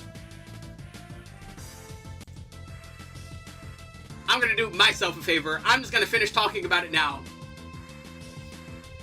How? Great question. Listen, video games. So you know what? Hold on. Really quick, just in case, we're gonna open this up. We're gonna turn the mods off again. I'm gonna do a fucking Steam verification to make sure everything's all A-okay. Because it should be. But yeah, I'm just gonna finish talking about the fucking Laserdiscer now. Because clearly the game doesn't want me to tell you that this is one of her best weapons, unironically, and you will eat babies for it. So, let's just get it up there. There we go. And let's talk about why. So yeah, the Laserdiscer, as you saw, not often, but you saw it, shoots out explosive disc projectiles that do a ton of damage. If you hit an enemy with one of these projectiles, if they're in mid-air, it will do even more damage. This weapon does 100% extra damage against airborne targets. Now, in addition to that, Tediore lasers are different than other Tediore weapons in a very specific way. Most Tediore weapons, when you throw them, they do the Tediore reload, where you will throw the weapon and it will essentially become a grenade. And it will do more damage based on how much ammo is left in the weapon when you threw it, which is really good.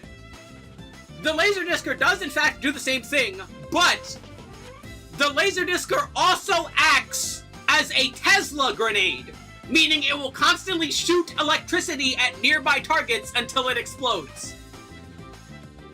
Meaning it builds Maelstrom stacks for you. But more importantly than that, to be quite honest, it's just one of her best new weapon category finishers. And I'll mention the other one right now. So Athena's flow of combat is a starter. This is a weapon that is good at building initial stacks of Maelstrom. You then want an extender, which is good at building up exponentially higher stacks of Maelstrom, but might have some ammo efficiency problems that benefit from having a starter start building the ammo stacks. We'll get to some of those later because we haven't really ran across one yet. You then want a freezer to use flash freeze to freeze the amount of Maelstrom stacks that you have, and then a finisher. This is the entire reason you're even playing this way to begin with. You want a weapon that just does an fucking inexorable amount of damage in order to maximize all of the Maelstrom stacks that you've accrued in order to do large amounts of damage. That is Athena's flow of combat. You want a starter, an extender, a freezer, and a finisher. And by doing this, you will get what is unironically one of the strongest characters in the series, because Athena can very easily hit damage cap and just decimate literally any fucking thing in the game. She is one of the game's strongest characters. One of the series' strongest characters. She has insanely good sustain. She has immense weapon synergy because of how the weapons of Borderlands are, and because she treats them differently than other characters. They're not just meant to do damage. She has a flow of combat that is meant to go and use the weapons in specific ways lines in with her kit in order to build up and maximize that payoff of focusing hard on the character's kit design. Which I really like. I really like that about Athena. I like that about all the characters in the pre-sequel. That's why it's my favorite game in the series. So yeah, that is going to be the goal, right? And that is what our weapons are going to be good at or great at, and why we're classifying weapons the way we are, right? The Absolute Zero is one of her best freezers, the Thunderfire is one of her best starters, the Laserdiscer is one of her best finishers, and everything in this category are just like, not as good as these, but help with the general flow, right? That's the idea behind the character. And keep in mind, an important thing to note, for Athena in particular, she's not really fighting for higher level weapons except finishers. Because the starters and extenders are mostly meant to build Maelstrom, you don't really care if they're lower leveled than anything else. Same thing with the freezers, to be quite honest. Yeah, having a slightly higher level, will kill enemies and be fine in that regard, but it's not something you need to tremendously worry about. Which also means that she's not, like, fighting for gear throughout the level up process as much as other characters are, which is pretty important. As a matter of fact, sometimes you might actually want your weapons levels to be lower than average, because it makes it easier to build stacks of Maelstrom if they're lower and not just straight up killing the enemy that you're building stacks on. So do keep that in mind. Some of these weapons are actually just straight up better if you just want to use them at lower levels. Alrighty, the game is done verified. Let me close that now. Let me shrink this now. Let's bring it back up. We will not use the Laserdiscer anymore because, as we can very all plainly tell, my PC and just Borderlands in general does not like when I use the Laserdiscer, but do keep in mind it is an insanely good weapon on Athena, and it's pretty good on everyone else too.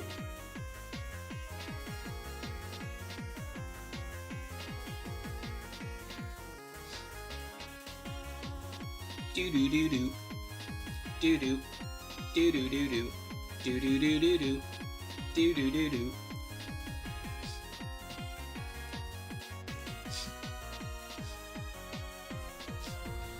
Yeah. I think Sunset Hill might be my favorite, like, remix of Green Hill Zone. It's definitely up there.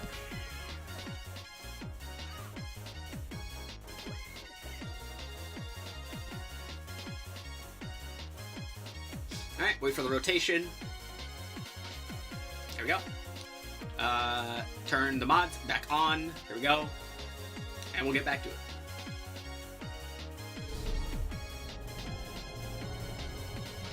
Alrighty.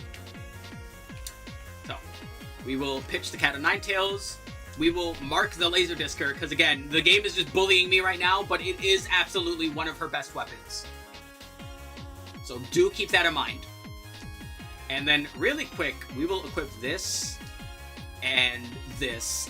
These will help explain something for later on. So let's head on back over to the training area, and we will talk about our next weapon, the one I'm holding right now.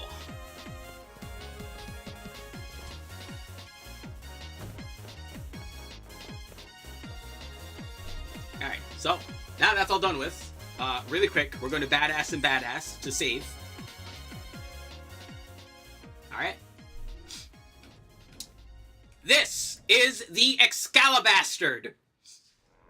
This is a Hyperion assault rifle. It means it is a... It fucking froze again. It fucking crashed again. Why are you crashing? Stop crashing, pre-sequel. I would like to provide visual aid for this as I am playing. Stop it.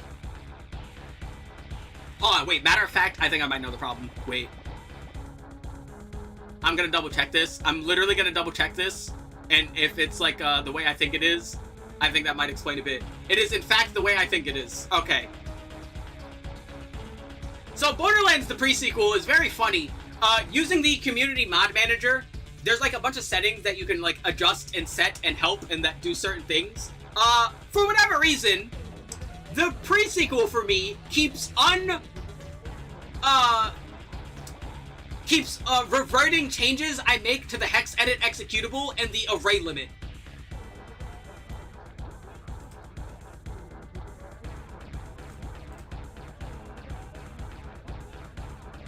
I'm pretty sure that's what was just happening there.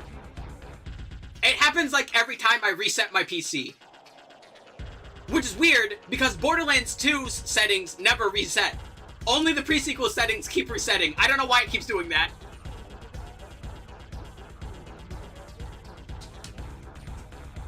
Alrighty, really quick, once again, we're going to turn the mod off just to make sure nothing is exploding, and then we're just going to immediately quit. You don't need to wait for this, thankfully. Yeah, I'm pretty sure that's what's happening. I think literally the fucking hex, like, the hex executable and the array limit are literally just having a stroke again. I don't know why they keep doing that.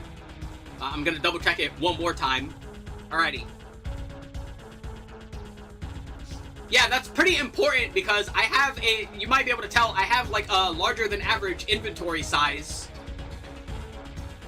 Because, you know, you kind of need it to, oh lord, ah! Ow. But yeah, I have a larger than average inventory size to hold all these weapons. So I'm pretty sure, like, we should be good now. We should be.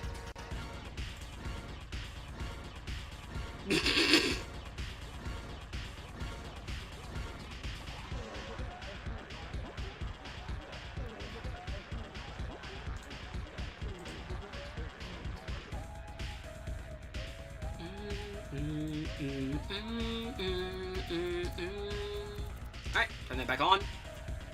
There we go. Head on back. I thought it was just water splashing on the screen, not that. It's not your fault. Well, since I was holding it earlier, we're going to talk about it because this weapon is substantially more interesting to talk about than the other one that we're going to talk about in a moment.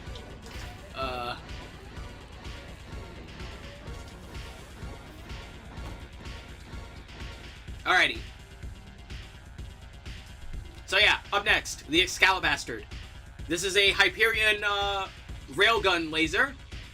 Has good damage, a pretty slow fire rate, a very high freeze chance of 40%. It acts, honestly, that fire rate is pretty damn good for a railgun laser. That's actually not that bad.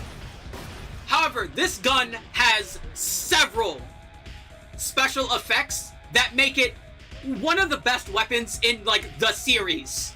Not just for Athena, but genuinely on everyone. And, like, if this gun was in other games, like, it would also be used just as often. This gun is insane. So, first things first. It has 100% critical damage scaling. So, I think that's multiplicative, and I think that's at the end. If I remember correctly. Borderlands math is weird. And they keep changing the formulas, so I'm not always the most, like, concrete on how the math ends up mathing out. Now, 40% freeze chance is high. However, it has an additional effect. Critically hitting an enemy guarantees a freeze. If you hit an enemy in their crit spot with the Excalibastard, they will freeze. The enemy needs to be immune to freezing for them not to freeze. You can freeze the enemy dropships by hitting them on their crit spot. So yeah, this gun is a guaranteed freeze whenever you want it, basically. On top of that, you might notice that this gun is, well, named after Excalibur and has a giant blade on the front. It does not have additional melee damage, surprisingly. Instead, what it has is a unique effect. If you melee a frozen enemy with the Excalibastard, a cryo-singularity nova will explode. So that means enemies near the frozen enemy will get sucked towards the frozen enemy, and then a big ice explosion happens, freezing multiple enemies because of the gun's already high critical hit chance, or freeze chance. Not critical hit chance, that's not how Borderlands works. On top of that, this weapon is guaranteed to get... You're guaranteed to get this weapon, and it has fixed parts, so you don't have to constantly grind for it. You can't. But that means that, yeah, once you get it at max level, you get it at max level. Every character, you can only get one per character. But it's a guaranteed one. So, again, we're not going to mention, like, accessibility as far as the weapons are concerned, because, again, I'm assuming you were playing on the community patch. But just keep in mind, you can get this weapon on everyone for free at max level, as long as you just literally wait until you're max level before you get it. And there's no ifs, ands, or buts. There's no funky business. You just go to where it is, and you pick it up. To no one's surprise, the Excalibastard is a weapon you'll eat babies for. It is another one of her best freezers. It's one of her best weapons for going melee hybrid. It is an immensely strong weapon. And ironically enough, it might not even be the best on Athena, and it's still one of her best weapons. If you're wondering who I think this weapon is best on, if you ask me, probably Nisha. But we'll talk about that a little more when we get to doing this with Nisha.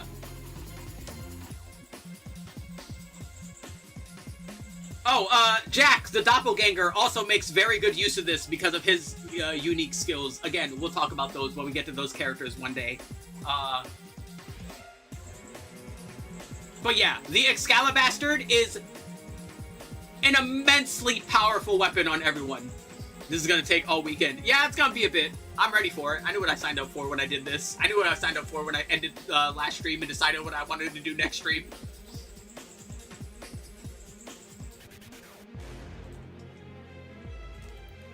So yeah, Excalibastard. Fucking peak. One of Athena's best weapons. One of this game's best weapons. It's fantastic. And now we go from one of her best weapons to one of the worst weapons in the series.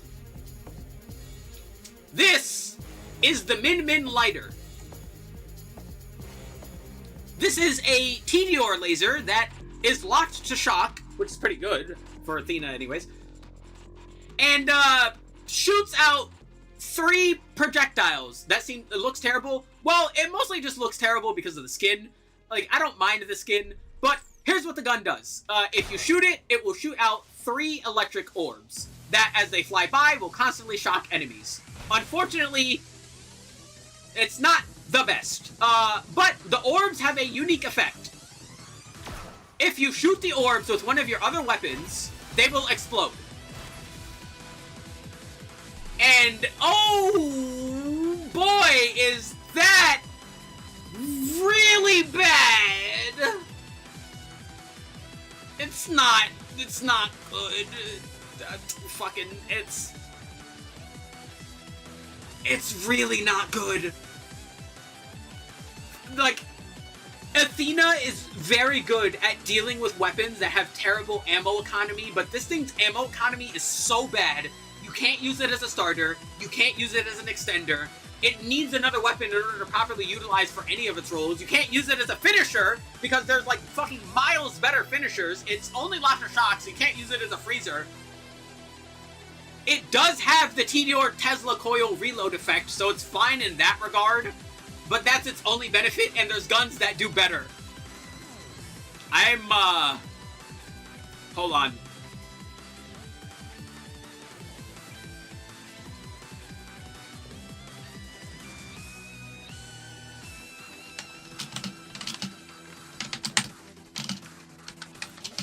I can't spell!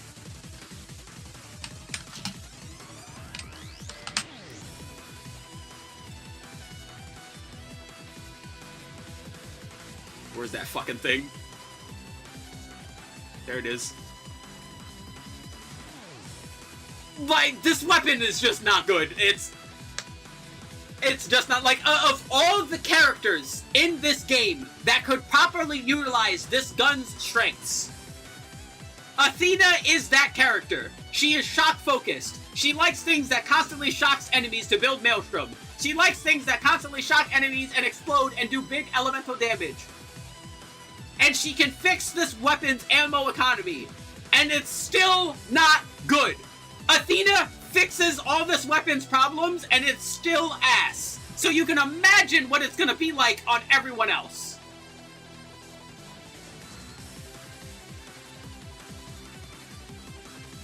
There's not gonna be many things in that tier. I find that the pre-sequel does a much better job at weapon balance than something like 2 or 3 has. But genuinely, the Min Min Lighter is one of the worst weapons in the series.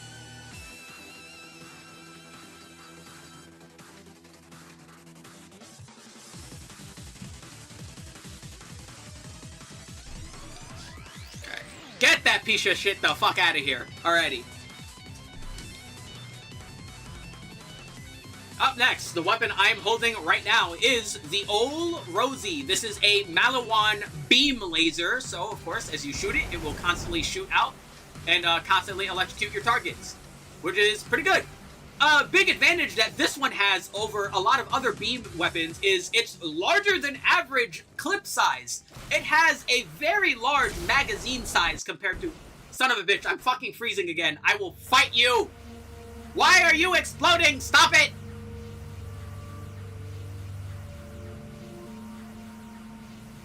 I want to mention, I like literally played all day yesterday.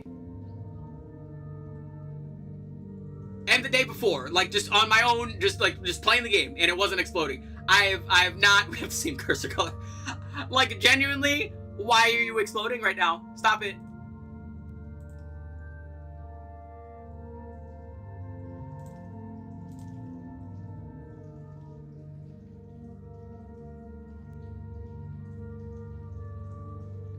It doesn't want to be recorded. For real.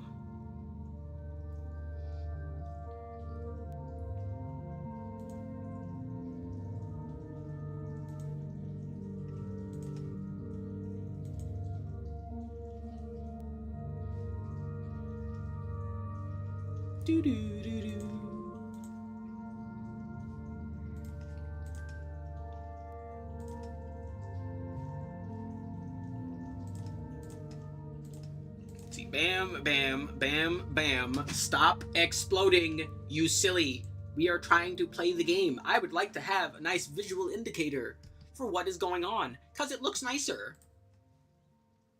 Stop it! I will legitimately do the rest of this, like, fucking off if I have, but, like, this is being silly.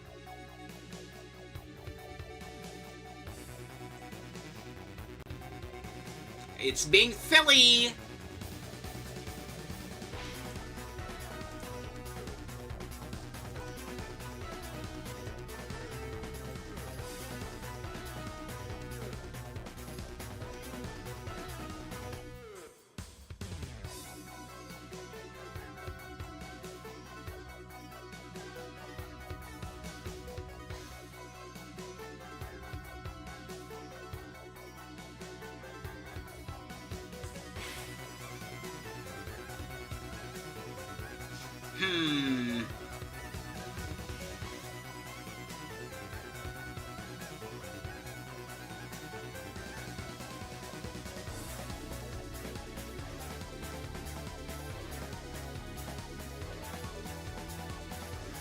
Let me see. Let me go.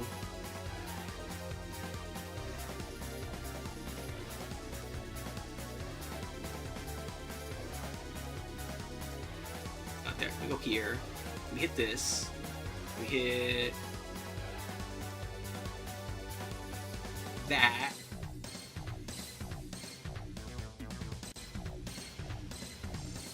There. Let me do that.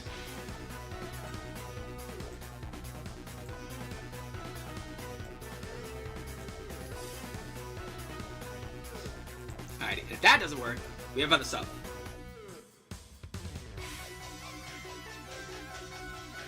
And press the button, press it, press it, press it.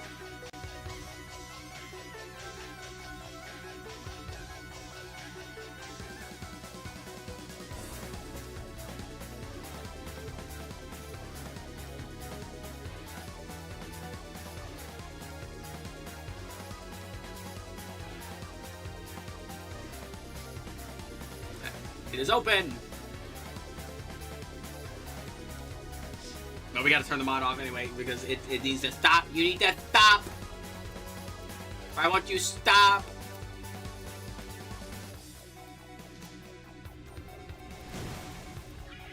Alright, bam. Let me double check my metrics here, make sure nothing's exploding there. Yeah, nothing's exploding there.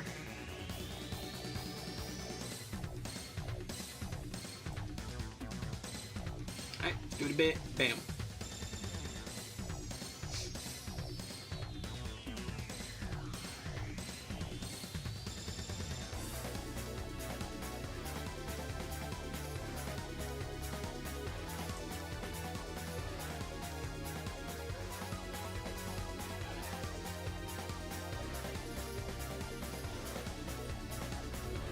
Alright, here we go.